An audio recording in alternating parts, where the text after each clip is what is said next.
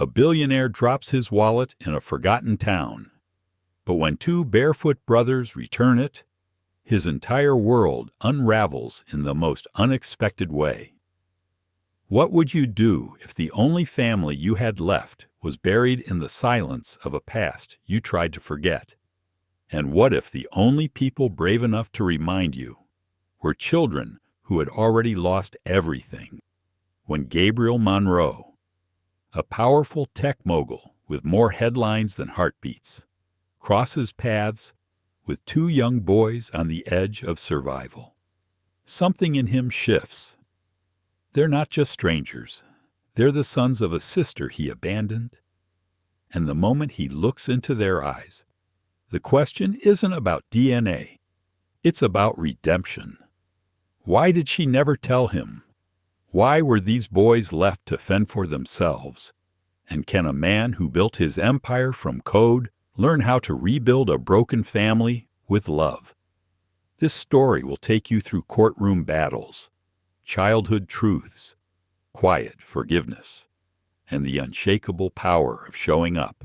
If you believe in second chances, in the strength of chosen family, and in the small acts that change lives, then this story is for you. Don't forget to like, share, and subscribe to our channel. Let's begin. The wind smelled like dust and dry leaves, tinged with something older, something forgotten. Gabriel Monroe stepped out of the sleek black SUV onto the cracked pavement of a remote Colorado township he hadn't set foot in for over 20 years. His polished shoes, custom made in Milan, crunched softly against the uneven ground. Around him, a silence stretched across tired houses and shuttered windows. No one greeted him, but he wasn't expecting fanfare. This wasn't a press tour. No cameras, no headlines. It was part of a quarterly routine his board politely called boots on the ground philanthropy.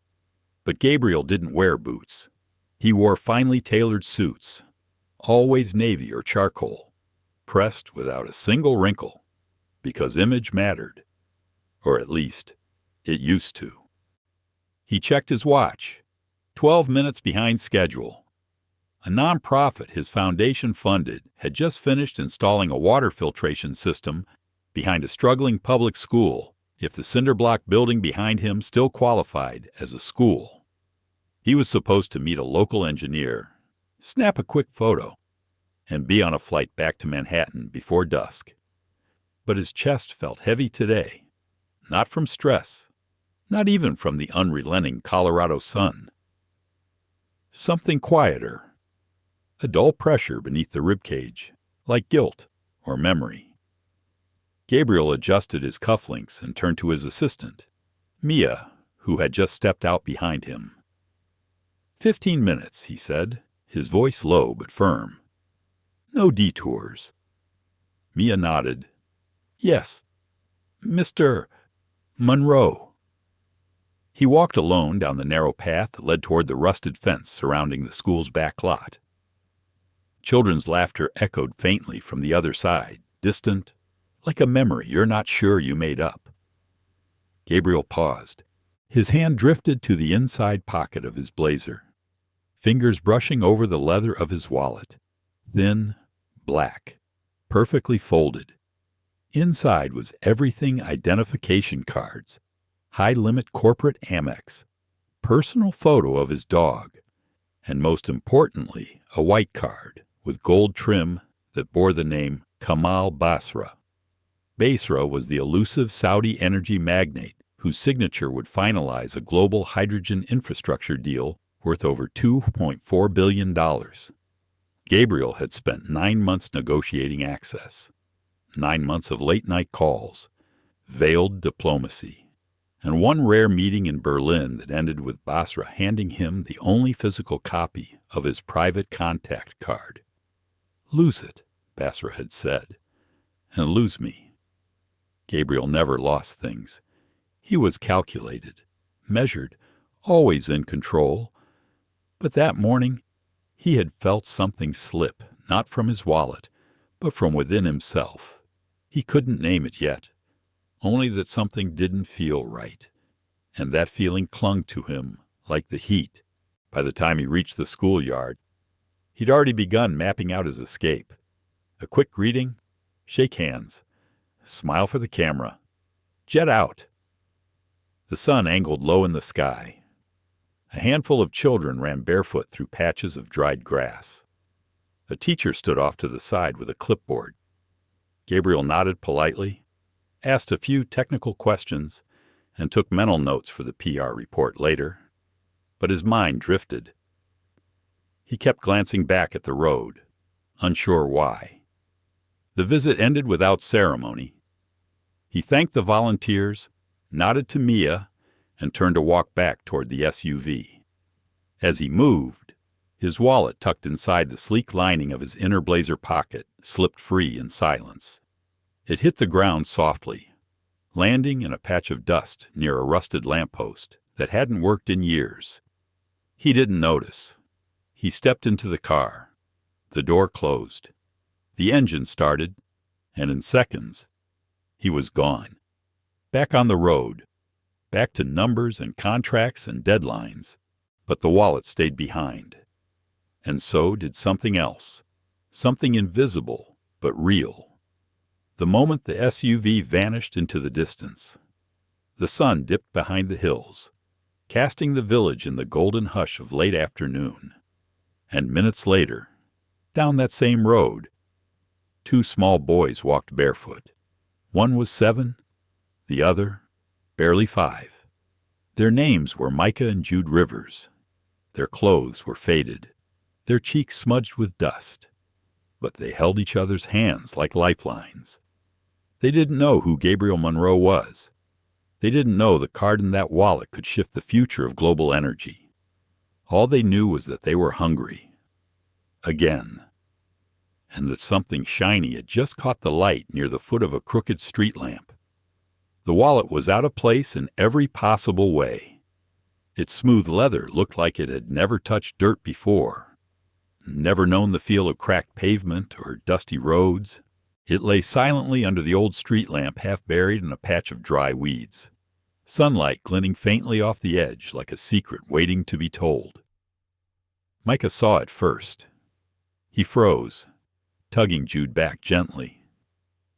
The younger boy stumbled a bit, but didn't fall. He looked up at his brother with wide eyes. "What is it?" Jude whispered, already leaning forward. Micah's eyes narrowed. "Wait." The boys had learned early hesitation was safety. Curiosity could be dangerous. The world wasn't kind to children, like them unwatched, unwanted. Always one mistake from being noticed in the worst way. Micah glanced around. The road was empty, not a soul in sight. The heat shimmered over the concrete like ripples in water. Far off, a screen door slammed, then silence again. Micah stepped closer, cautious. He knelt down, brushing a layer of dust away from the object. His fingers curled around it. A wallet. Heavy. He opened it slowly, as if it might vanish. Inside money, crisp, more than he'd ever seen up close. Hundreds. Also a sleek black card, some kind of ID, and a smaller white rectangle with letters embossed in gold. He couldn't read it all, but he recognized one thing, a name. Gabriel Monroe. Micah had heard the name once. A voice on a TV in the window of a store they sometimes passed. Something about Monroe systems and smart cities, but that world felt like another planet. He looked down at the money again. His stomach twisted. Jude shifted beside him, leaning in. "Is it ours now?" Micah shook his head slowly. "No. Somebody dropped it. But they're gone." "I know." They stood there. Just the two of them. The wallet, a strange weight in Micah's hands. Jude looked down at his feet, rubbing the back of his neck. "I'm hungry." Micah closed the wallet and held it to his chest. He didn't answer right away. He was hungry too. So hungry it made him dizzy. But there was something in him, something his mother used to call the voice you don't argue with. It was the same voice that told him not to take food that wasn't his, not to run when men shouted on the street, not to lie even when it would be easier. It was the same voice that had whispered to him after she died, "Be better than the world around you." Micah exhaled. "We wait," he said. Jude blinked. "Here." "Yeah, right here." "For how long?" Micah stared down the road, squinting into the sun, till someone comes back for it. They waited. The afternoon dragged on like melted syrup. The sun beat down, sharp and merciless. Their backs grew warm, then hot. Jude shifted often, too young to sit still, even when he was tired. Micah didn't move. He held the wallet in his lap like something sacred. He didn't open it again, just kept his hands wrapped around it, steady, certain. He wasn't sure why he felt so protective of it. Maybe it wasn't about the wallet at all. Maybe it was about what it represented. A test, a choice. He remembered once, long ago, his mother holding him close under a thin blanket during a winter storm. They had run out of gas that week, and the apartment was freezing. She had whispered into his ear, "When you don't have much, it's easy to think the rules don't apply to you. But they do, baby. That's when it matters most. At the time, it didn't make sense. Now, it did. They had nothing, but that didn't mean they should take what wasn't theirs." Around them, the road remained empty. A stray cat darted past. A tumbleweed skidded across a nearby sidewalk. A group of older boys on bikes rolled by, laughing. One of them slowed when he saw the wallet. "You serious?" the kid scoffed, sneering at Micah. "That thing's worth a week's food. What are you waiting for? A medal." Micah didn't answer. The boy shook his head and pedaled off. Jude leaned over. "What if he's right?" "He's not." "How do you know?" "Because Mom wouldn't have let us walk away with it either." Jude was quiet for a long moment. "Do you think she sees us right now?" Micah's voice cracked. "I hope so." Hours passed. Their shadows stretched long and thin across the pavement. A few clouds crept in from the west, shading the road in patches. Still no one came. Jude leaned into Micah's shoulder. His voice was small. "I want bread." Micah didn't speak. He was starting to think maybe no one would come, that whoever dropped the wallet didn't even realize it was gone, that maybe it had been tossed discarded by someone who didn't care. But then, just as the sky began to change color from gold to pink to a soft gray, they heard tires crunching gravel. A car, the same black SUV from earlier. It rolled slowly up the street and came to a stop. The driver's side door opened, and Gabriel Monroe stepped out. He looked different now. His eyes scanned the street like a man searching for something precious, not something expensive, but something irreplaceable. When he saw them, he stopped cold. Two small boys, sitting exactly where he'd stood just hours earlier, the older one holding a wallet that had nearly cost him everything. Gabriel didn't move for a moment. The wind lifted gently, brushing through his hair. He took a breath, then walked forward. Micah stood up. His clothes were dusty, his cheeks streaked with sweat, but his posture was straight, his gaze unwavering. "You dropped this," he said, holding out the wallet with both hands. Gabriel took it slowly, fingers trembling slightly. He opened it. Everything was intact. Every dollar, every card, every lifeline to the $2.4 billion deal waiting for his call. But it wasn't the money that made his chest tighten. It was the look in the boy's eyes. Honest, steady, familiar in a way that unsettled him. "How long were you waiting?" Gabriel asked quietly. Micah looked at the sky, then back at him. "Since after lunch." That was hours ago." Micah nodded once.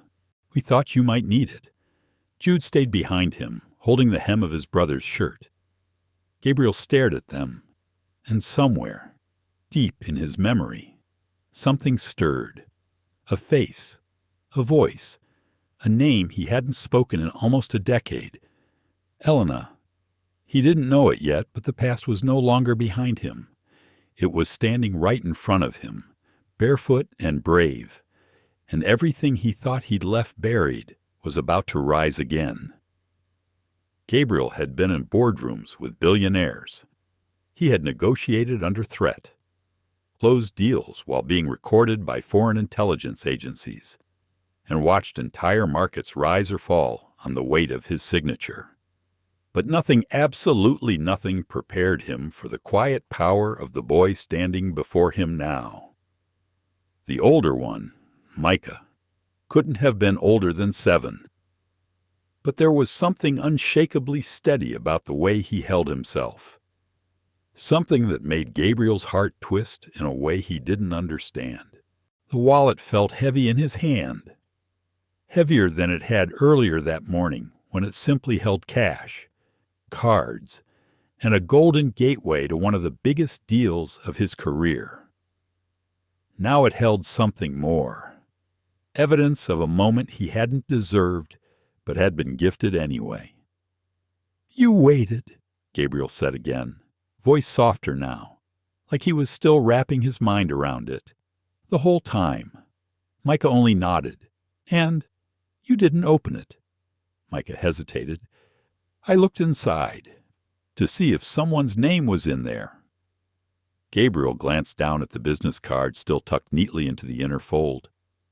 Basra's name, his private number, still there, still safe.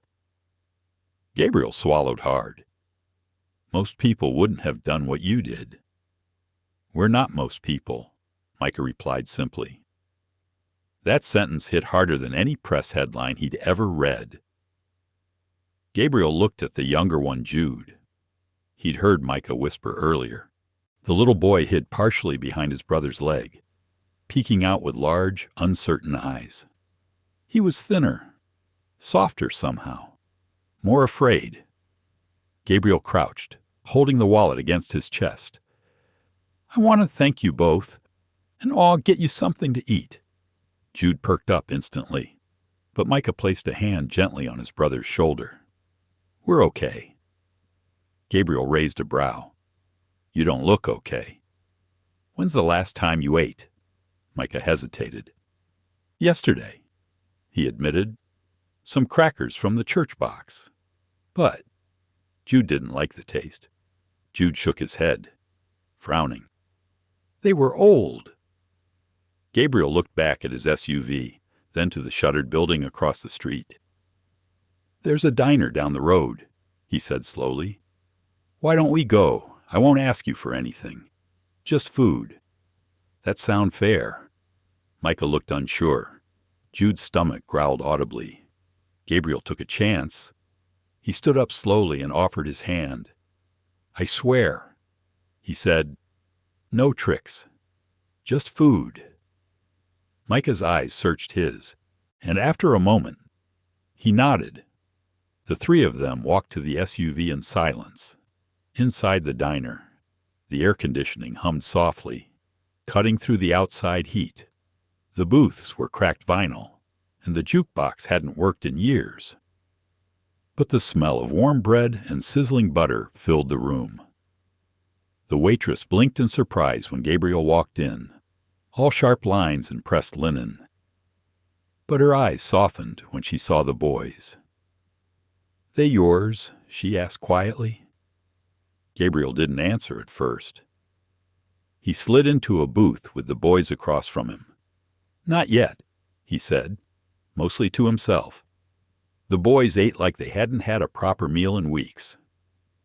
Micah tried to be polite, cutting his food carefully, chewing slowly, but Jude dove in without hesitation. He smeared syrup across his face, got toast crumbs on the table, and beamed the moment he tasted warm eggs.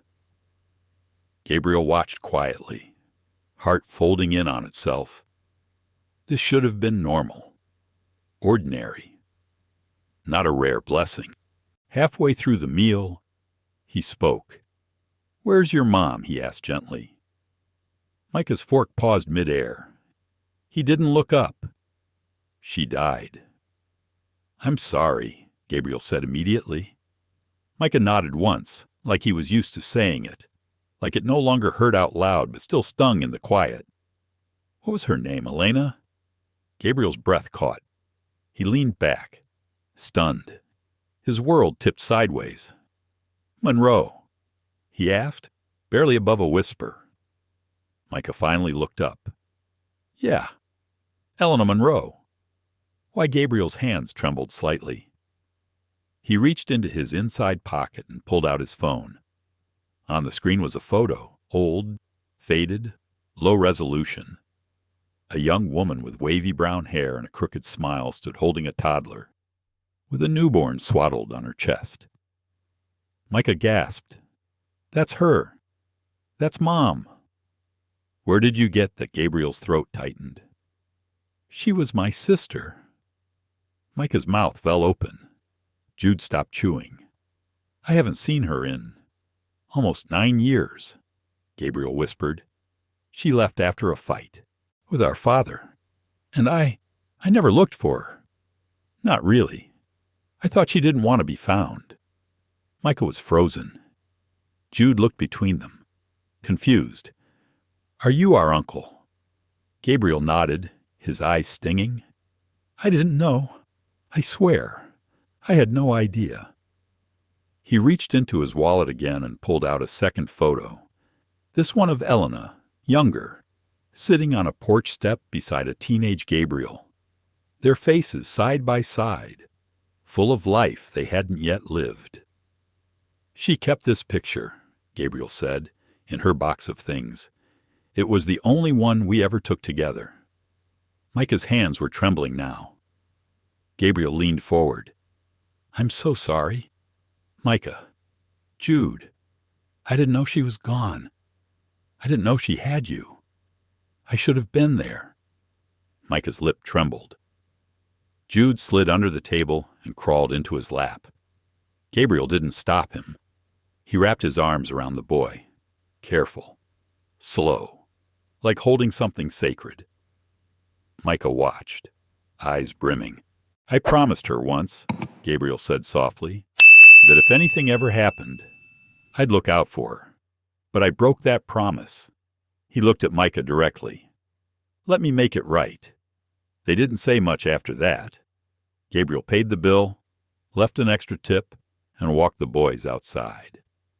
The sun had softened into early evening gold. Jude held his hand now. Micah walked beside him, quiet but no longer guarded. As they approached the SUV, Gabriel paused. "I'd like to take you somewhere tomorrow," he said carefully, "if it's okay." "Where?" Micah asked. "To see her." Jude tilted his head. "See who? Your mom?" Micah's breath hitched. Gabriel nodded gently. "I found her grave." And just like that, the silence returned. But it wasn't heavy this time. It was sacred. Gabriel didn't sleep that night. Back in his hotel suite, a quiet, neutral space with too much white and not enough warmth. He sat in an armchair by the window, holding the worn photograph of his sister, the same one Micah had recognized without hesitation, the same one Elena must have kept through every hardship, every move, every night she sat awake alone. Gabriel stared at her face, her wide smile and bright eyes. He traced the corner with his thumb, the same way Micah had. "You should have called," he whispered aloud. But even as he said it, he knew that wasn't fair. Elena had called once, nearly 8 years ago. He'd let it go to voicemail. She'd left a message. Her voice was tired, rough around the edges, but still hers. "I'm okay," she had said. "Not perfect, not fancy, but okay. I've got a little one now. His name's Micah. Thought you should know. You don't have to call back. I didn't want you to wonder if I made it." Gabriel had saved that voicemail for 3 years, listening to it on nights he drank too much or when his father came up in conversation. Eventually, during a phone upgrade, it was lost. And after that, he told himself she had moved on, that she didn't need him, but she had, and so had her sons. The next morning, Gabriel pulled up to the small yellow house where the boys were staying temporarily with a local foster coordinator. It wasn't a state home, just a neighbor, a kind woman named Irene, who had taken them in after Elena passed and their father, Troy, disappeared. Micah and Jude sat on the front steps waiting. Micah had on the same shirt from yesterday, buttoned all the way up. Jude wore a hoodie 3 sizes too big, the sleeves dragging at his sides. They looked cleaner today, but their eyes were still cautious. Gabriel stepped out of the car, adjusting his jacket. "Morning, boys." Micah gave a nod. Jude waved, then tugged on Micah's hand. Gabriel opened the back door of the car. "Ready to go see your mom?" Micah hesitated. "Do you know where she is?" Gabriel's voice softened. "I do." They drove in silence, the morning sun rising slowly behind them. It took 20 minutes to reach the cemetery. It wasn't anything grand, just a plot of land behind a small chapel. A wooden sign out front that read Everbrook Resting Grounds. Rows of modest headstones stretched along a gentle slope, many of them overgrown with wild grass and leaning slightly to one side. Gabriel parked and led the boys down a narrow path. About halfway down the hill, he stopped. A flat, rectangular stone marked the place. Elena Monroe, River's beloved mother. Fierce soul. Never gave up. Someone had left a paper flower by the headstone, faded, weather-beaten, folded with care. Jude stepped closer first. He knelt beside the stone, running his tiny fingers across the engraved letters. "She used to sing to us here," he whispered. Micah stood quietly behind him. He said nothing for a long time. Then he turned to Gabriel. "Where were you?" The question landed hard. Gabriel didn't flinch. He knelt down beside the grave, too, resting a hand on the stone. Far away. Physically. Mentally. Emotionally. "I was lost. Micah. I thought she didn't want me in her life anymore." "She didn't say that." Micah replied. "She said she missed you. She had a picture of you in a box with her scarf." Gabriel's jaw clenched. "I missed her too, but I didn't say it, and now I don't get to." Micah crossed his arms, not out of defiance, but as if he were trying to hold himself together. "She got sick," he said, "real sick. We didn't know what was wrong, just that she was tired all the time. She coughed a lot. Sometimes she fainted." Gabriel blinked. "Did she go to a doctor?" "She said she couldn't miss work. Said the bills wouldn't pay themselves." He paused. "Then she cleaned houses. 3 different ones. She'd leave before we woke up. Come home after we were asleep. Jude looked up. She made the best soup when we were sick, even when we didn't have anything but carrots and hot water." Gabriel stared down at the headstone, a lump in his throat. "Why didn't anyone help her?" he asked aloud. Micah's eyes darkened. "She didn't ask." Jude leaned into his brother's side. "She said asking for help made her feel small." "She wasn't small," Gabriel said softly. Micah nodded. "I know, but I think the world made her feel that way." Silence settled again, the kind of silence only shared grief can make sacred. Gabriel looked around. The cemetery was quiet. A few birds chirped in the trees. Somewhere nearby, a lawnmower started up. But here by Elena's grave, it felt like time had stopped. "I'm sorry," he said at last. looking at the boys. "I didn't come when I should have. I didn't look for her. I didn't know you existed." Micah's voice came out steadier than expected. "You know now." Gabriel nodded. "I want to do right by you. Both of you." He looked at the grave. "And by her." Later that day, they drove to a nearby diner again. This time, Gabriel didn't feel like a stranger.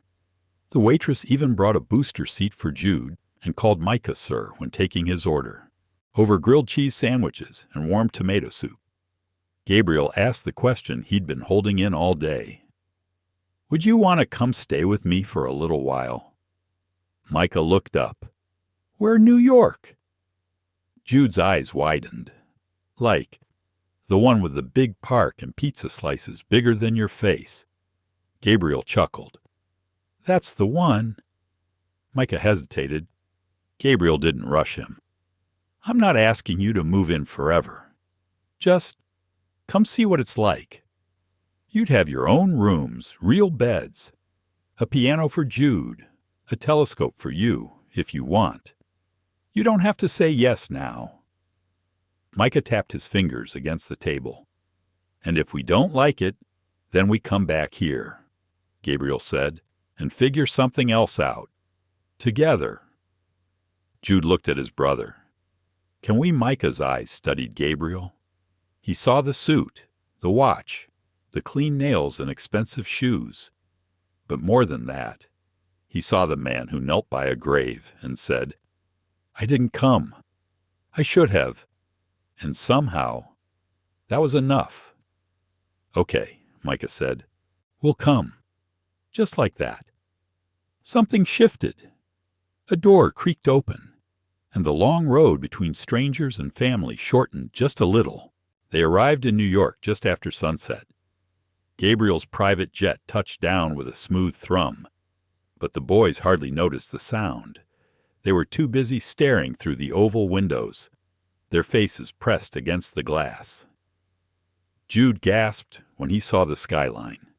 "It looks like a city made of stars," he whispered. Micah didn't say much, but Gabriel could see the way his fingers gripped the armrest, knuckles pale. This world was bigger than anything they had ever imagined. He remembered what it was like to be overwhelmed by its size, and he remembered what it meant to feel small inside it.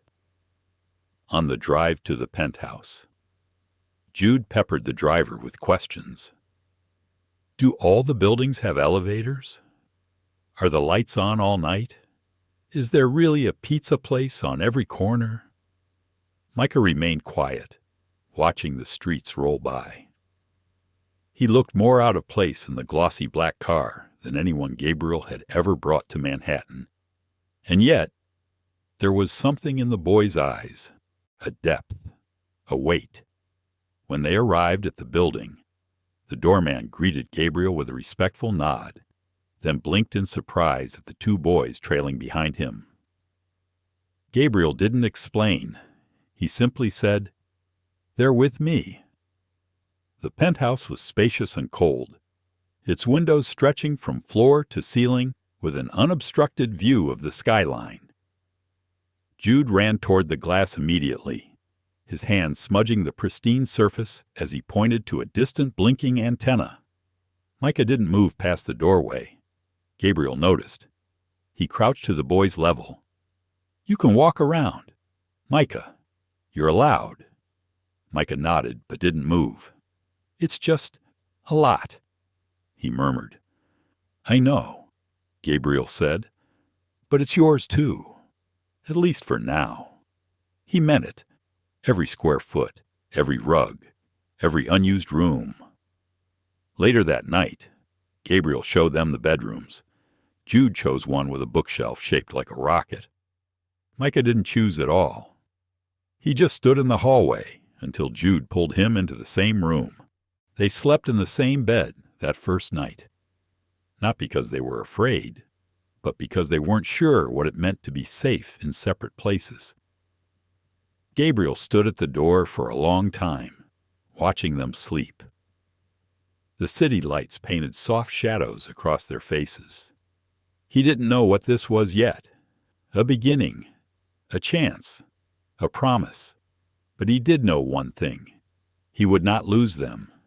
Not like he lost her. The next morning, he returned to the cemetery alone. He hadn't planned to. But his hands found the car keys on instinct. And before he realized it, he was standing at the foot of Elena's grave again. This time, he came with nothing but silence. The ground was damp from last night's rain. A few petals from the artificial flower had blown loose and scattered across the headstone. He sat on the grass, not caring about the wetness soaking into his slacks. "I brought them home," he said quietly. There was no answer. Of course, but the willow tree nearby creaked softly in the breeze. Its long branches swayed overhead, as if listening. "I don't know what I'm doing," he admitted. "I never planned for this. I never pictured myself as anyone's guardian." He paused. "But they're good kids. Elena, you'd be proud. Micah's got your grit. And Jude. He laughs like you did. Like nothing's ever really broken, just waiting to be fixed." His voice cracked. "I should have come sooner." The wind picked up. Gabriel looked up at the tree above her grave. It stood tall, weathered, rooted deeply in the earth. No one had planted it. Intentionally it had grown wild, natural, from some forgotten seed dropped long ago. He wondered if that was what grief did. Planted things in us we never meant to nurture, but couldn't ignore. He stood up and straightened his coat. "I'll do right by them," he said. "I swear to you, no matter what comes." As he turned to leave, the light shifted behind the clouds, casting a faint golden hue across the stone. It felt like a nod, a whisper. He carried that feeling home. Later that week, he sat down with his assistant, Mia, and began the paperwork. "Are you sure about this?" she asked, glancing at the form spread across his desk. "No," Gabriel said honestly, "but it doesn't matter." She nodded, then hesitated. "There's something else," she said. Gabriel looked up. "We've been digging into their records, just to make sure everything's clear. School reports, medical histories, that sort of thing." "And there's a gap," Mia said. 3 months after their mother passed. Before they were placed with Irene, Gabriel frowned. Where were they in the system, but unofficially? Bounced between shelters. A few days here, a few days there. She hesitated again. "And there's a name that keeps showing up. A man. Troy Rivers." Gabriel froze. "That's their father," he said. "Elena mentioned him once. Briefly. Said he was unreliable." Mia's expression darkened. "He's more than that. He vanished when Elena got sick. But apparently, he reappeared 2 weeks ago. Asked around about the boys. Then disappeared again." Gabriel felt something cold crawl up his spine. Does he have any legal standing? Technically, yes. Unless proven otherwise. Gabriel looked out the window. The city was glowing, beautiful and vast. But somewhere, someone dangerous was watching from the shadows. "He won't get near them," Gabriel said quietly. Mia didn't respond. She didn't need to. The promise was already sealed. That night, Jude crawled into Gabriel's lap while he was reading in the living room. Micah watched from the kitchen, where he was sorting puzzle pieces. Jude looked up. "Did you know our mom used to sing in the kitchen?" Gabriel smiled. "I remember her singing everywhere, even when it wasn't appropriate." Jude giggled. "She sang when she burned pancakes." "Every Sunday," Micah added. Gabriel leaned back, soaking in their voices, their memories. They weren't just guests anymore. They were becoming his, and he was becoming theirs. Slowly, quietly, piece by piece. Family wasn't always about being ready. Sometimes it was about showing up when it counted, even if you arrived late, even if the willow tree had already started growing over the place where forgiveness was buried. The sound of rain against the penthouse windows was soft, rhythmic, like a lullaby for a sleepless city. Gabriel sat on the living room couch, laptop open, unread emails glowing on the screen. But his mind wasn't on quarterly reports or board meetings. It hadn't been in days. In the adjacent room, he could hear Jude humming. The little boy had discovered the grand piano tucked near the corner windows that overlooked Central Park. He'd started pressing keys one afternoon, at first hesitantly, then with growing curiosity. Now he sat there every evening, inventing melodies that didn't follow any rules but still carried something honest. Micah was quieter. He spent most of his time building things from scratch puzzle models, Lego sets, even a small mechanical clock Gabriel had given up trying to fix.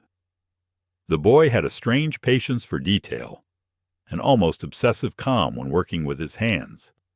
Gabriel recognized it. It was the same focus he used to bury himself in when the world felt too loud. Dinner that night was grilled cheese sandwiches and tomato soup, served at the kitchen island. Gabriel had tried to suggest something fancier, but Jude had insisted. This is what Mom made when we were happy. So Gabriel made it, burned the first sandwich, got the second one almost right. Micah added extra salt to the soup, then passed the shaker to Jude without a word. After dinner, they watched a movie together, a silly animated one Jude picked.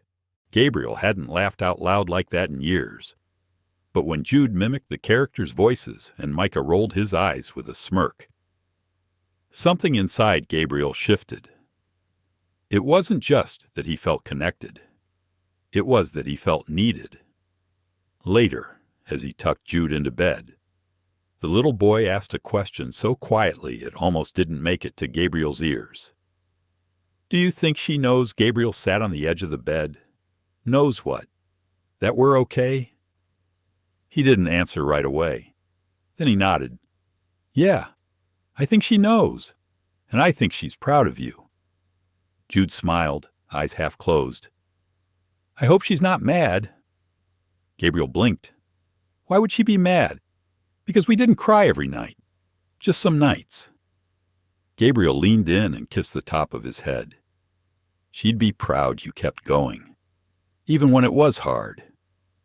Jude yawned and pulled the blanket tighter. That's what Micah says, too. He's a smart kid. He's sadder than me, Jude murmured. But he doesn't want anyone to see. Gabriel turned out the light and stood in the doorway a while, the way he used to when Elena fell asleep in the back seat of their old family van. When he finally sat down across from Micah in the study, the boy was halfway through building a miniature replica of a suspension bridge. His hands didn't stop moving.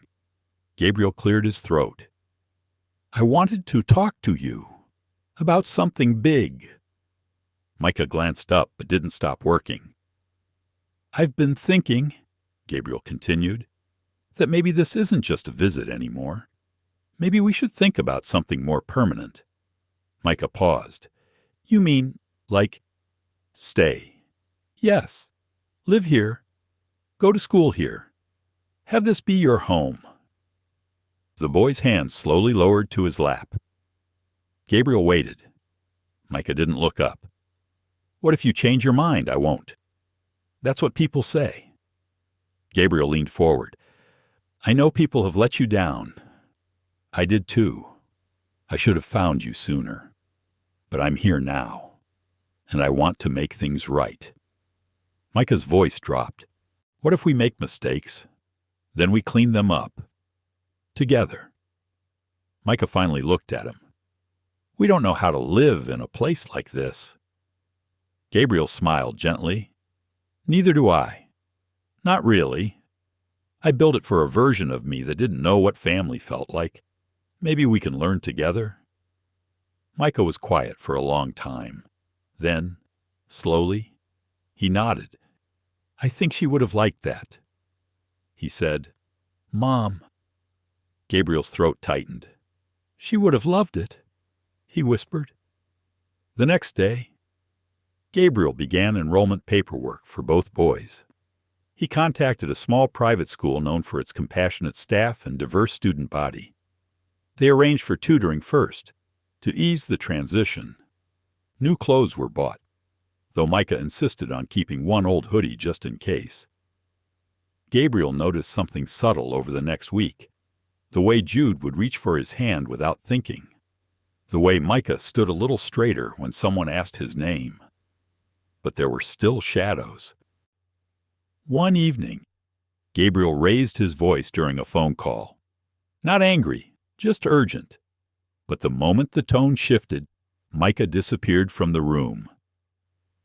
Gabriel found him 20 minutes later in the laundry closet, sitting behind the hamper with his knees drawn to his chest. "I wasn't mad at you," Gabriel said softly. "I know," Micah replied. "You didn't do anything wrong." Micah nodded. Gabriel sat beside him.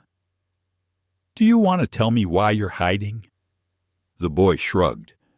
But after a minute, he spoke. "Once, a guy Mom was dating slammed a chair. She told him to leave. He didn't. We stayed at a shelter that night." Gabriel listened without interrupting. "Sometimes, when people shout, it just puts me back there." Gabriel nodded slowly. "Thank you for telling me." Micah looked up. "You're not going to stop talking to me." "Not a chance." They sat there together in silence, the kind that heals instead of harms. That weekend, Gabriel surprised the boys. He walked into the apartment with a dog leash in one hand and a soft-faced golden retriever trotting beside him. "She's a rescue," he explained. "Very calm. Good with kids. Her name's Lacey." Jude squealed. Micah's eyes lit up in a way Gabriel hadn't seen before. They spent the rest of the day naming dog toys and teaching Lacey how to fetch socks. That night, as the boys curled up on the couch, with the dog sleeping between them, Gabriel watched from the hallway. He didn't take a photo. He didn't want to freeze the moment. He wanted to live in it. Later, as he lay in bed, the weight of the last few weeks settled in. He thought about Elena, about the way she used to hum under her breath when folding laundry, the way she defended him at dinner tables when their father belittled his ideas. He thought about what she had endured in silence, what she never asked for, what she gave until the end. Then he thought of Micah, of Jude, of this fragile new family that didn't look like anything he'd imagined but felt exactly right. He closed his eyes and whispered into the dark, "We're building something. Elle, not an empire, a home."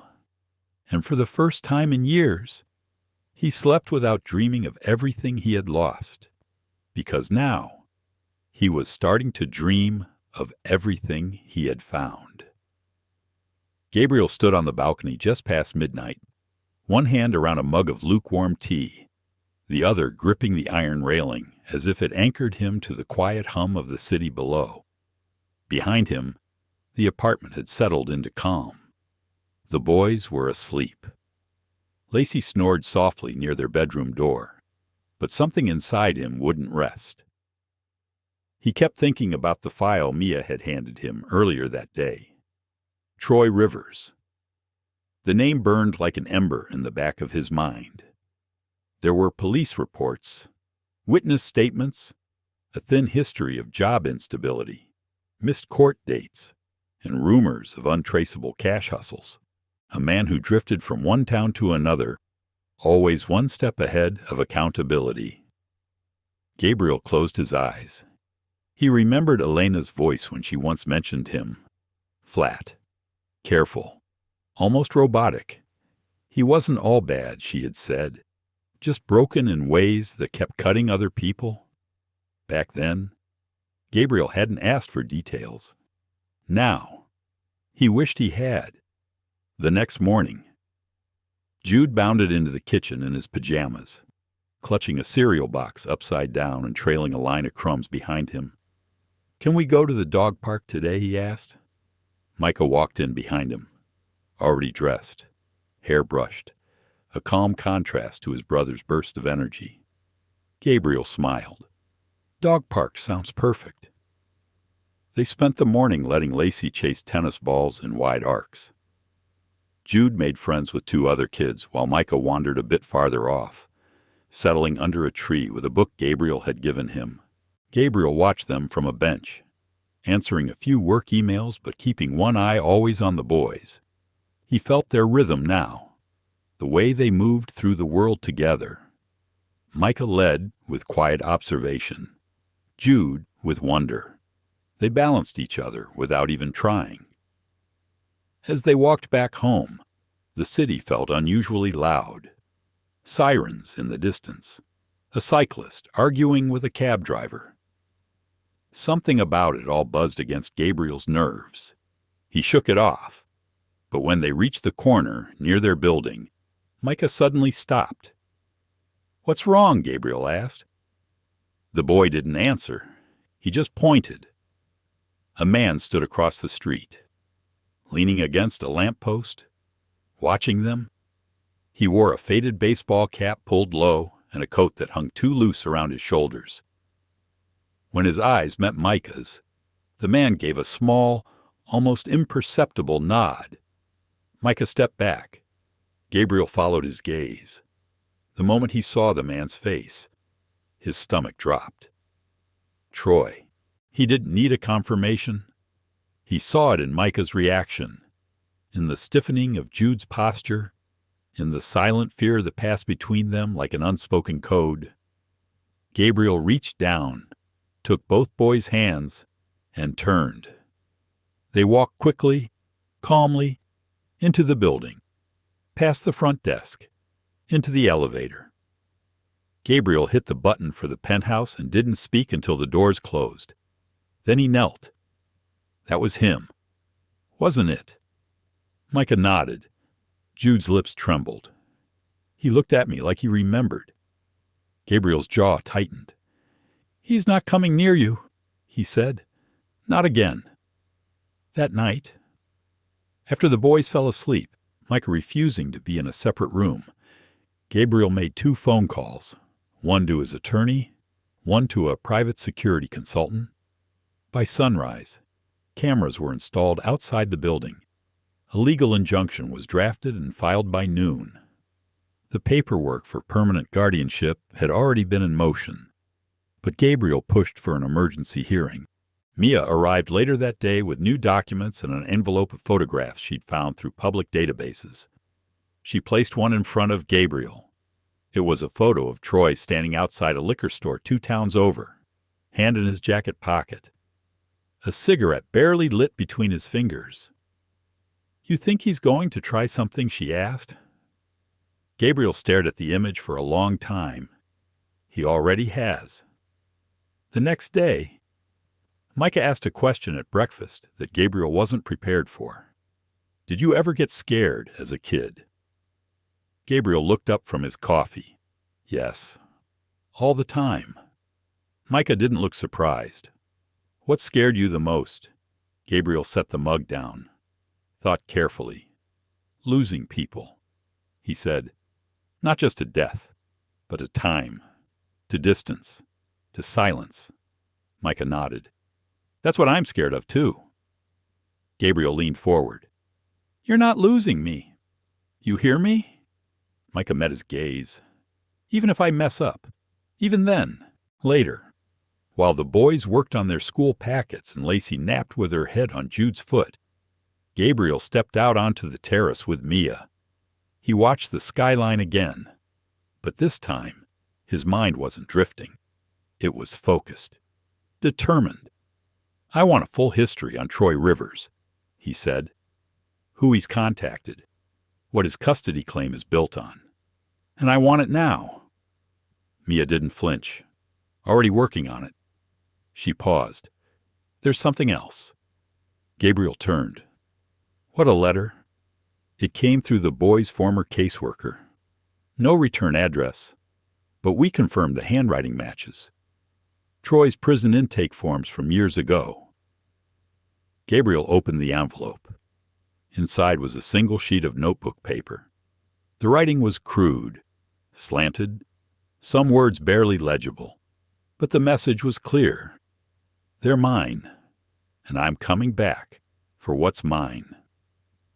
Gabriel folded the letter once, then again, and then calmly fed it into the paper shredder on the hallway table.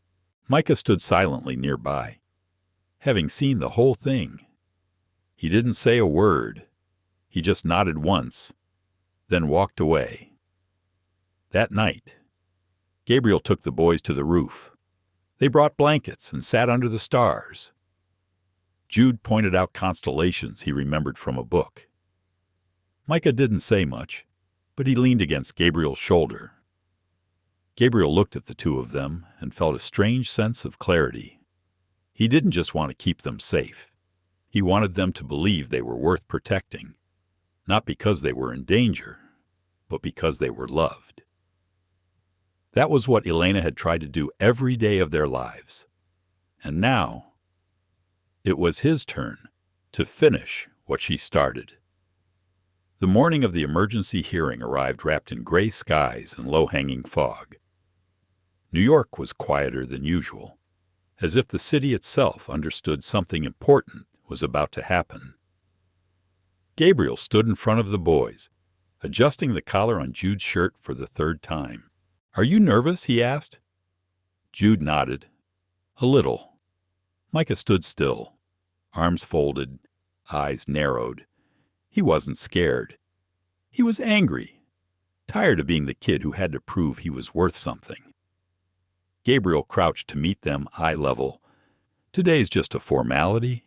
You've already made this your home. We're just making sure the law understands what's already true." Micah didn't look convinced. "He's going to be there, isn't he?" Gabriel didn't lie.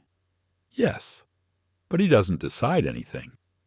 The judge does, and I'll be right next to you the entire time." They rode in silence to the courthouse. Lacey stayed with Mia, who promised to take her to the park and spoil her with treats until they got back. When they arrived, reporters were waiting. Word had spread that tech magnate Gabriel Monroe was filing emergency guardianship for two boys found living in a shelter. Gabriel ignored the flashes, placing one steady hand on each boy's back as they walked through the building's glass doors. The courtroom was cold.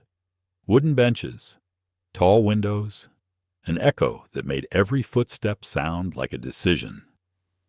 Troy was already there. He sat with a public defender, wearing a wrinkled suit jacket and a smirk that didn't quite reach his eyes. When the boys walked in, his gaze snapped to them like a wolf spotting something familiar but elusive. Micah stiffened. Jude clutched Gabriel's sleeve. Gabriel gave neither boy a chance to look away. He gently guided them to the seats beside him at the front. The judge entered. She was a middle-aged woman with silver hair pulled into a neat twist and eyes that missed nothing. "Let's begin," she said, tapping her pen on the bench. Gabriel's attorney, a calm and focused man named Ellis, opened the hearing by outlining the facts the boys had been in unstable living conditions, including a period of undocumented shelter placements. Their mother, Elena Monroe, had passed away without formalizing guardianship. The biological father, Troy Rivers, had been absent for years and had made no documented effort to provide support, financial or otherwise. Then Ellis stood aside and Gabriel was called to speak. He rose slowly, adjusting the microphone. "My name is Gabriel Monroe. I'm Elena's brother. I've located and taken temporary guardianship of her sons, Micah and Jude. I've made arrangements for their education, therapy, security, and housing. More importantly, I've built a home where they feel safe. The judge raised an eyebrow. Why now? Mr. Monroe. Gabriel took a deep breath. Because I didn't know where they were. Because I assumed the system would do better. And I was wrong. But I'm here now. And I'm not walking away again. His voice was steady. Not rehearsed, not defensive, just true. The judge turned to Troy. Mr. Rivers, do you have anything to say? Troy stood. He cleared his throat. They're my boys. Blood is blood. I was going through things back then. But I'm sober now. I've got a job offer. I want a second chance. The judge peered over her glasses. And in those years you were gone. How many birthdays did you call? How many school events did you attend? How many nights did you check to see if they were safe? Troy's jaw twitched. I didn't have the means, but you had the choice. The room went silent. Micah turned toward Gabriel, just slightly, like he wanted to say something but wasn't sure if he should. The judge noticed. Micah, would you like to speak? Gabriel's heart clenched. He hadn't asked the boys to testify. He'd told them they didn't need to prove anything. But Micah nodded. He walked to the microphone with slow, measured steps. When he looked up, his voice was quiet, but firm. I don't want to live with him. The judge's expression softened. Why not? Micah didn't blink. Because he never wanted us until someone else did. Because my mom cried every time his name came up. Because Jude still wakes up sometimes thinking he's going to find us and take us away. Jude was crying now, small sniffles muffled against Gabriel's sleeve. And because Mr. Monroe came for us when nobody else did. Micah finished. He listens. He learns our names. He doesn't try to fix us. He just stays. Gabriel looked down, swallowing the lump in his throat. The judge leaned back. Thank you, Micah. She turned to Troy. Do you dispute this? Troy's mouth opened, then closed. No. Your Honor. The judge picked up her pen. Then this court finds in favor of the petitioner. Emergency guardianship is granted. A follow-up hearing will determine full custody. In the meantime, no contact shall be made by Mr. Rivers without written approval from the court. The gavel struck wood. Micah walked straight back to Gabriel. Didn't say a word. Just let his body lean into his uncle's. Outside the courthouse, the reporter surged forward again. Gabriel raised one hand. No comment today, but I will say this. The crowd hushed. These boys don't need a story. They need a childhood. Let them have that. He ushered the boys into the car. On the drive home, Jude stared out the window, then whispered, Did we win? Gabriel turned. You didn't have to. You just had to be heard. Micah looked up. Do you think Mom saw that? Gabriel nodded. I do. I think she's been watching all along. Back at the penthouse. Mia was waiting. Lacey ran to the boys, barking with joy. The boys hugged her like she was a third sibling. Gabriel stood by the window as the city continued its rhythm outside. He could still feel the pressure of the courtroom, the silence after Micah's words, the weight of everything that had almost been lost. But it was different now, because they were home, and this time, no one could take that away. The days that followed were unusually quiet, not in the way silence lingers after a storm, but in the way it settles when something has finally been put in its place. There was no more waiting for court dates, no legal documents arriving in thick envelopes, no more watching the front door in case someone showed up uninvited. Micah stopped flinching at shadows. Jude laughed more freely. Gabriel, though, felt something else. He sat by the kitchen window late one night, looking out at the skyline, wondering what family was supposed to look like. For years, he'd convinced himself he wasn't cut out for it. His work had come first. Relationships had come and gone. Even with Elena, he hadn't always been present the way she needed. But now, as two boys slept just down the hall and a dog curled up on their feet, he felt a different sense of purpose. One that wasn't about providing or protecting, but simply being. That weekend, the school held a family day picnic. Micah didn't want to go at first. "Those things are always weird," he said. "You just stand around while people ask who you're with." Gabriel gave him a look. And I don't like having to explain." "You don't have to," Gabriel replied. "Let them wonder." Jude, on the other hand, was excited. He picked out clothes for both of them, including a t-shirt for Micah that said, "I'm with Genius, an inside joke from a Lego building night." They arrived at the school grounds under a bright blue sky. Tables lined the field. Kids ran barefoot on the grass. Teachers wore name tags and passed out popsicles. A woman with a clipboard approached. "Mr. Monroe." Gabriel nodded. "I'm Ms. Eller, Jude's homeroom teacher. We're so happy to have them both here." Jude beamed. Micah nodded politely. As they walked around, Gabriel noticed other parents watching them, some with polite curiosity, others with that unmistakable whisper in the car line look. He was used to being recognized, but this was different. It wasn't about headlines or IPOs. It was about fitting into something unfamiliar, a schoolyard community. They sat under a tree to eat lunch sandwiches. Jude had insisted on packing himself. Micah watched from the shade as other kids played soccer, dodgeball, tag. He didn't move. Gabriel leaned toward him. "You don't have to join in." Micah shrugged. "I don't know the rules." Gabriel smiled. "They don't either. That's the fun." A little girl ran over, breathless. "You're Micah." "Right." Micah looked startled. Yeah, I heard you helped fix the computer in the science lab. Mr. Wallace said no one else could figure it out." Micah blinked. "It was just a fan cable. Not a big deal." "Whatever. My brother thinks you're a wizard. Want to play?" She didn't wait for an answer, just grabbed his wrist and pulled him toward the field. Gabriel watched as Micah hesitated, then ran after her. It was the first time he'd seen the boy sprint. Jude leaned against Gabriel's side. "He needed that," he said.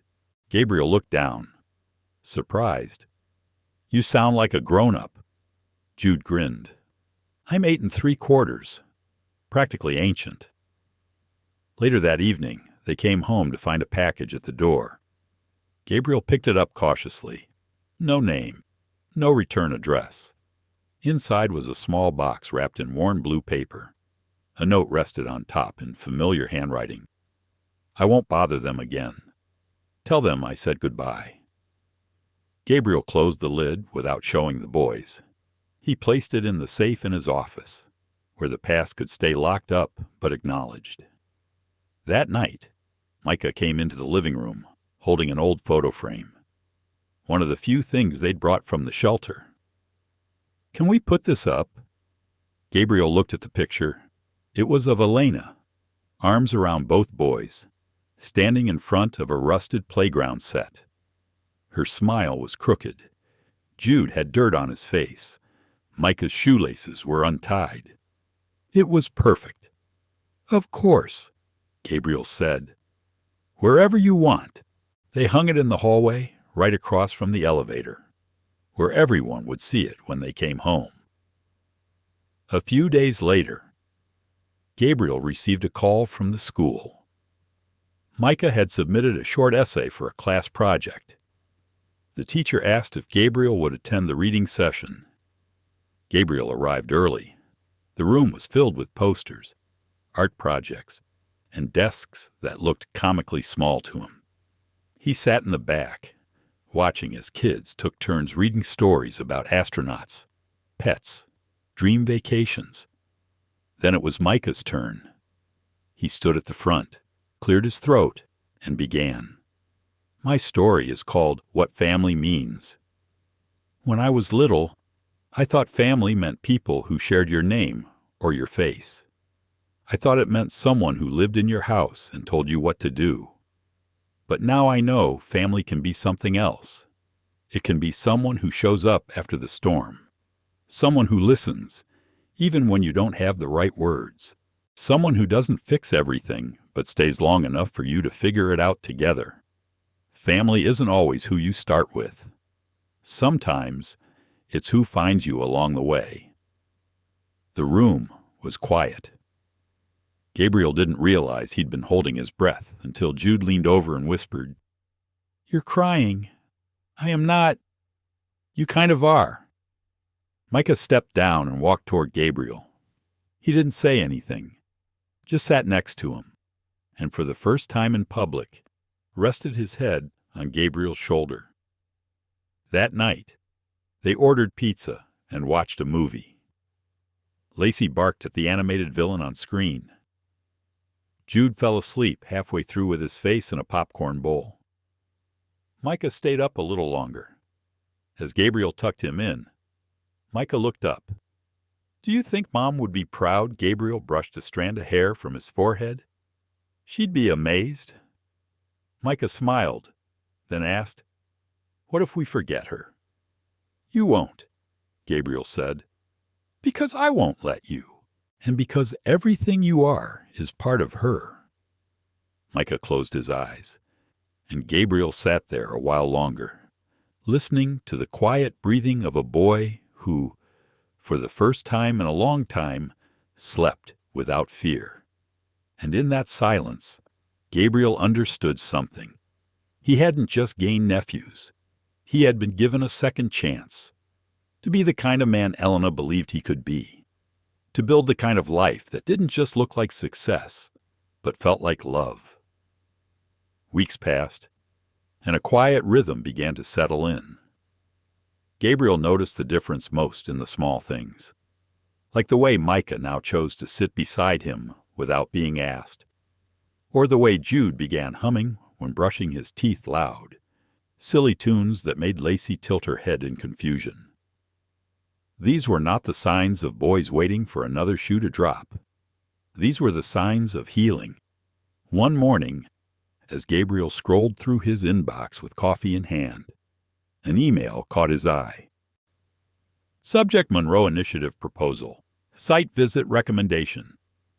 It was from Mia. The message was brief but weighted. There's something you should see. That afternoon, Gabriel and Mia drove 3 hours north to a crumbling township called Granger Hollow, a place with barely any infrastructure, where Elena had once worked briefly as a community outreach coordinator before having the boys. They met with a woman named Patrice Lane, who ran the only functioning shelter in the region. Her skin was weathered, her voice hoarse from years of using it to advocate, to negotiate, to beg on behalf of children no one else saw. Gabriel stood silently as she led them through a building held together by duct tape, prayers, and the fierce will of exhausted volunteers. "This is where your sister came," Patrice said, pausing in front of a peeling classroom door. "She used to sit with the kids and tell them stories when they couldn't sleep. Some nights, she brought her boys and made soup for the others." Gabriel's throat tightened. She never mentioned this place. She didn't need to. Patrice replied, "She just did what needed doing." Later, as they sat on a splintered bench behind the shelter, Mia placed a folder in Gabriel's lap. Inside were donation logs, letters, and a scribbled note with Elena's handwriting at the top. "If I ever get the chance, I want to build something here, something that lasts." Gabriel stared at the note for a long time. Then he looked around. At the patched roof, the broken swing set, the underfed child with shoes 2 sizes too small. I think it's time we keep her promise, he said. Back in the city, he scheduled a board meeting. His executives were confused. You want to divert corporate funds into building a shelter? No, Gabriel said calmly. I want to create a foundation that builds dozens. The first one begins in Granger Hollow. There were murmurs of concern, a few skeptical glances, but Gabriel didn't raise his voice. He simply pulled out Elena's handwritten note and placed it at the center of the table. This is why. The vote passed unanimously. He named it the Elena Hart Foundation, combining his sister's first name with the boy's original surname. A new identity built from love, not legacy. News spread fast. Media outlets ran with headlines like Tech Giant Funds, Rural Shelter Project in sister's memory. But Gabriel wasn't looking for headlines. He was looking for something real. At dinner that night, he told the boys. Micah listened, head tilted. You're naming it after Mom, Gabriel nodded. And you, both of you. It's your legacy, too. Jude leaned across the table. Can we help build it? Gabriel smiled.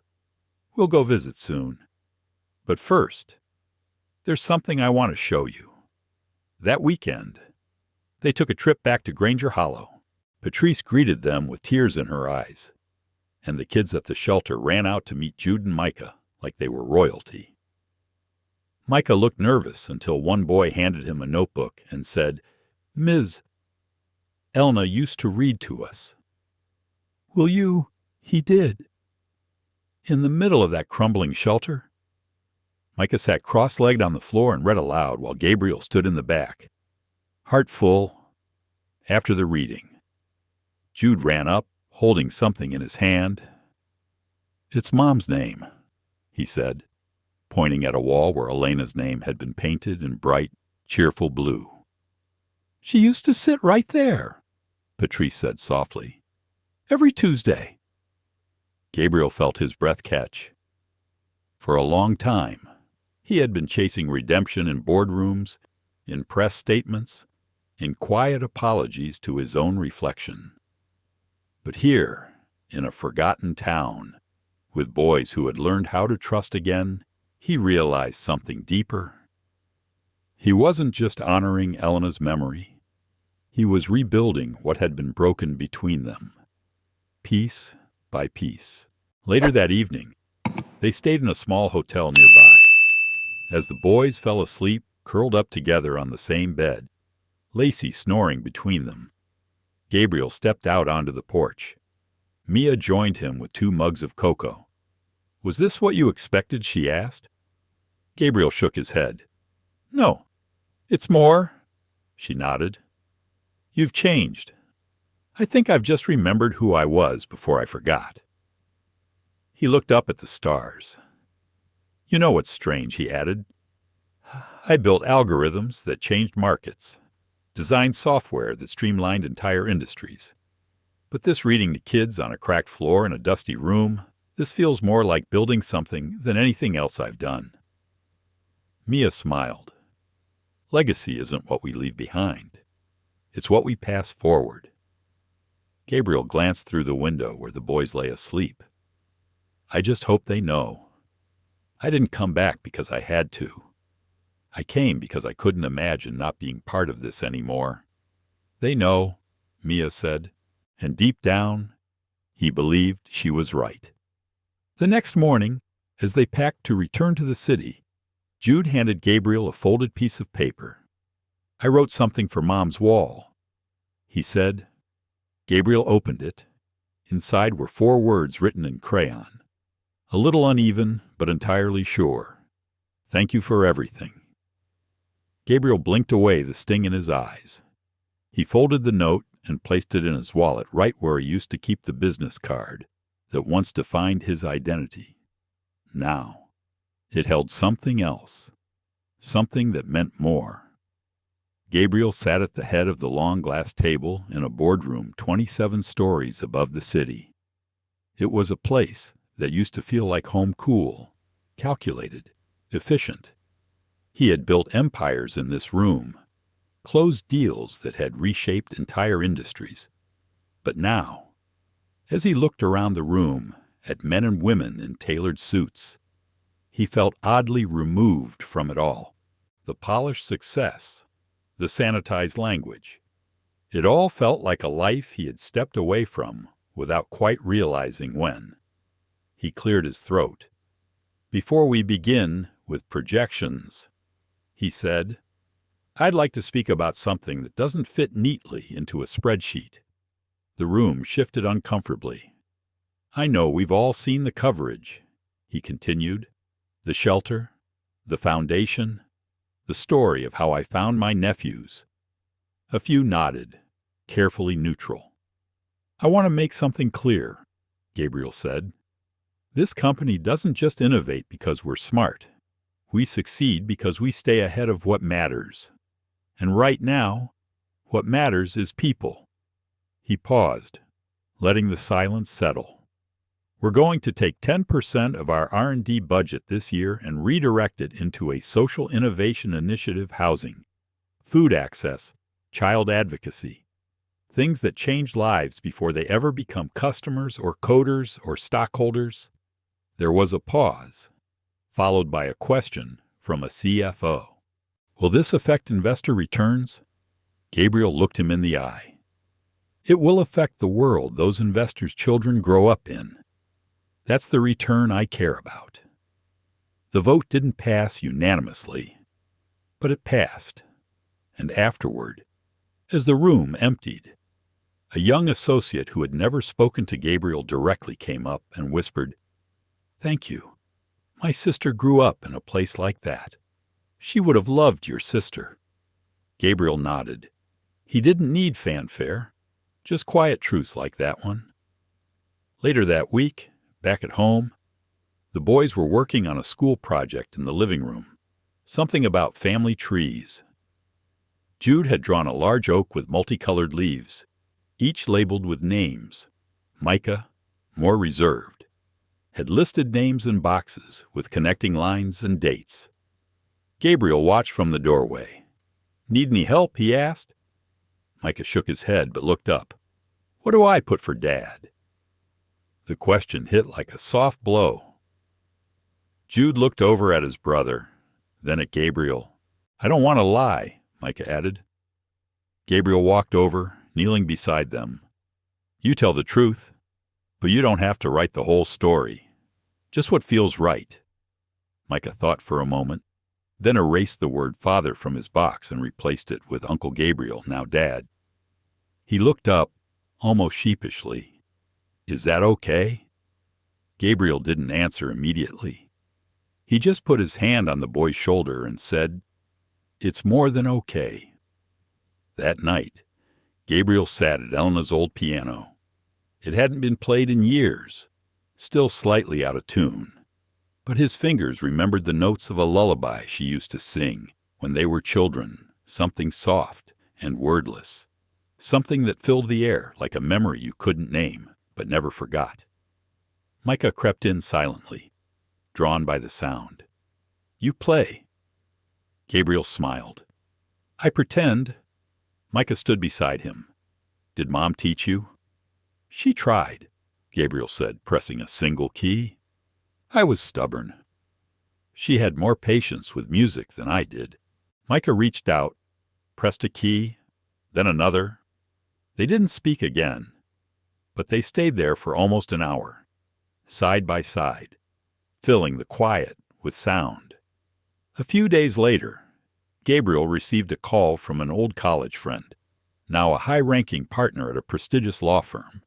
"There's something you should know," the friend said, "about the boys' legal records. A sealed motion was filed last month by Troy." Gabriel stiffened. What kind of motion request to reopen custody consideration? He's alleging fraud, coercion.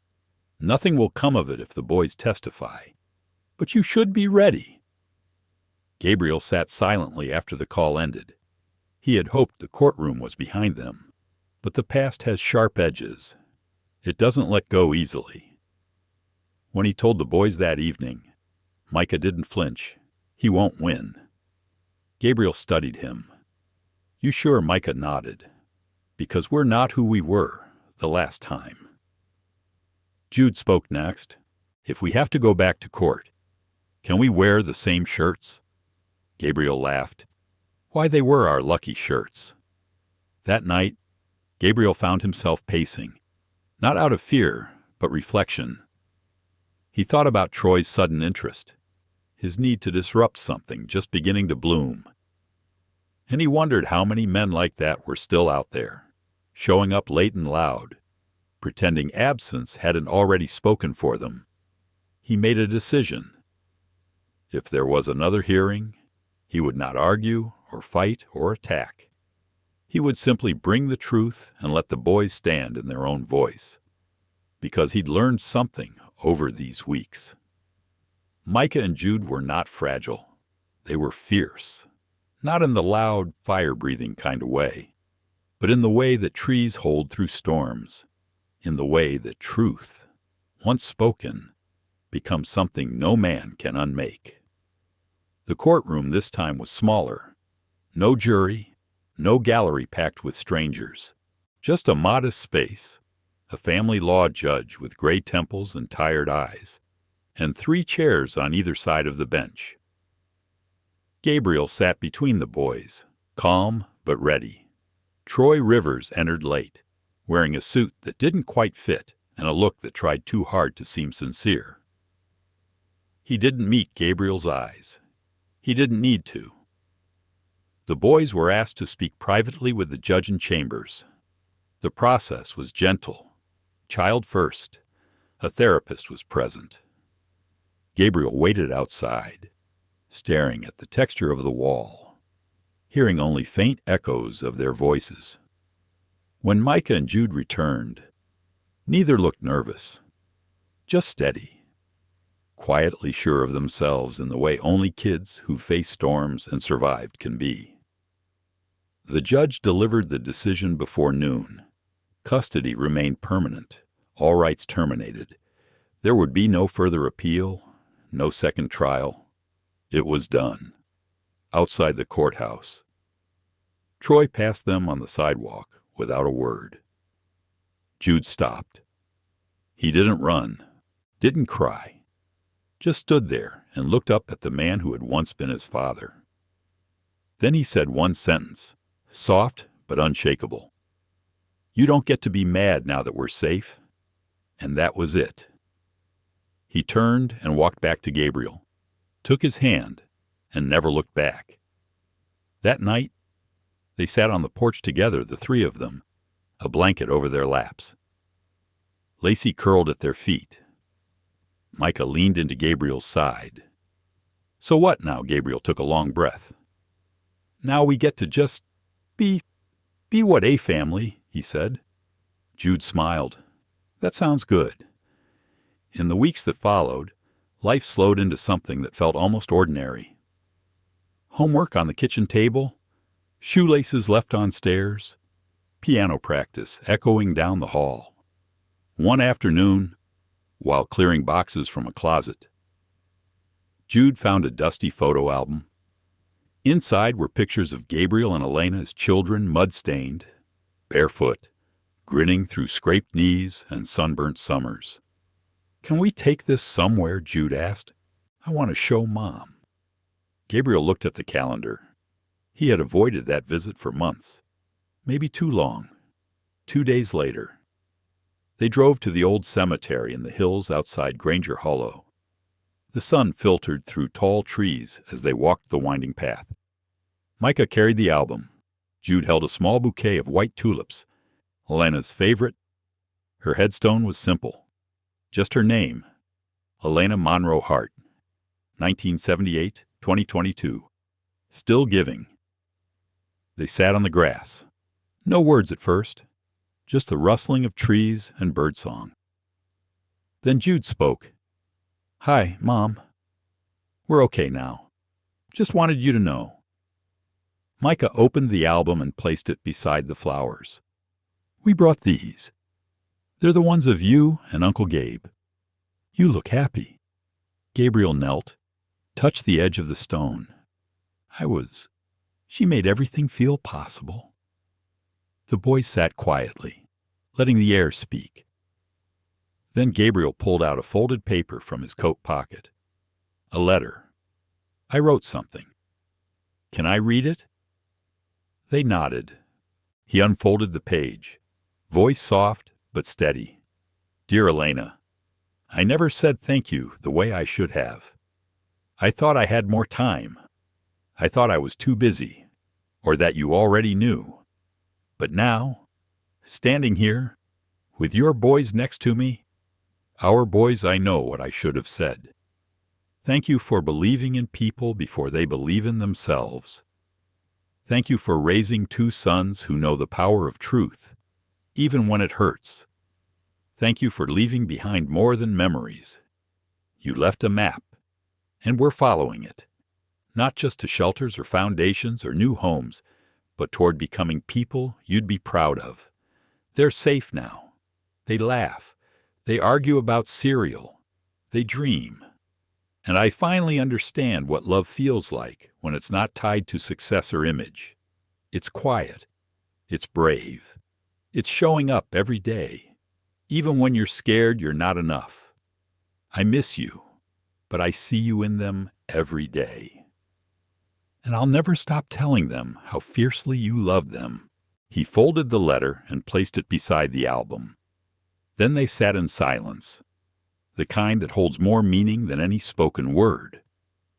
That evening, back at the house, Gabriel received a video from Mia. It was from the newly opened shelter in Granger Hollow. Children running through bright hallways. A mural on the wall with Elena's handwriting recreated in paint. Every child deserves a beginning that doesn't come with an apology. He forwarded the clip to the boys. They watched it 3 times. Micah turned to him. Can we go back soon? Gabriel nodded. Whenever you want. Jude climbed onto the couch beside him. Can we help build more? Not just help, Gabriel said. Lead. Weeks later, the 3 of them stood at a groundbreaking ceremony for the second shelter, this one in a town Elena had once written about in her journals. Gabriel handed the microphone to Micah, who spoke clearly. This place isn't named after anyone famous. It's named after someone who kept showing up. That's what we want this place to do too. Applause. Then Jude added, and there'll be snacks, laughter. It was the beginning of something. Not just a foundation, but a future. One they had built together, at home, that night. Micah tucked a drawing into Gabriel's desk drawer. It was a tree big, wild branches, strong roots. At the center, 3 names written on the trunk. Micah, Jude, Gabriel, and above it, carved into the highest branch, one word, home. Gabriel closed the drawer gently, then stood up, turned off the light, and walked down the hall toward the room where 2 boys were fast asleep. Not out of obligation, not because it was required, but because he wanted to, because now, finally, it was where he belonged. Sometimes, healing doesn't arrive with grand gestures. It comes quietly, in a boy's crayon drawing of a tree with 3 names on the trunk. This wasn't just a story about a lost wallet or a forgotten past. It was about what we choose to do when faced with the truth, when power meets poverty, when legacy confronts loss, and when love demands more than words, it asks for presence. Gabriel didn't just gain custody, he earned a family. And those boys, Micah and Jude, didn't just get rescued. They reminded the world that dignity starts with being seen. This story speaks to every silent sacrifice, every overlooked child, every second chance we're afraid to take. It challenges us to ask, who are we when no one is watching, and who do we become when we decide to show up anyway? If this story moved you, if it made you feel, reflect, or even cry, please take a moment to like, share, and subscribe. Not just for more stories like this, but to help us spread a message that needs to be heard. Family isn't built by blood, it's built by choice. See you in the next story.